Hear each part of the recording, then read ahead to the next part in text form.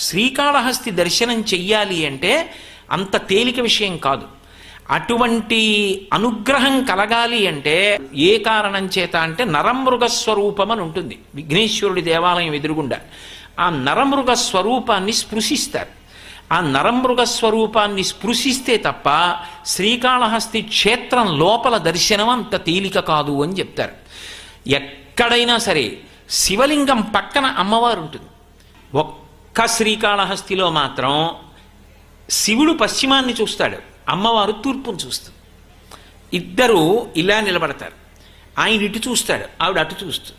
ఆవిడ జ్ఞాన ప్రసూనాంబ, పువ్వు సూర్యకిరణానికి విచ్చుకోవాలి. ఆవిడ నడుముకి పెట్టినటువంటి వడ్డాణం సర్పవడ్డాణం. ఆ సర్ప వడ్డాణం చూస్తే చాలు రాహుకేతు గ్రహాలు ఉపశాంతిస్తాయంటారు. అంత శక్తివంతం జ్ఞానప్రసూనాంబ.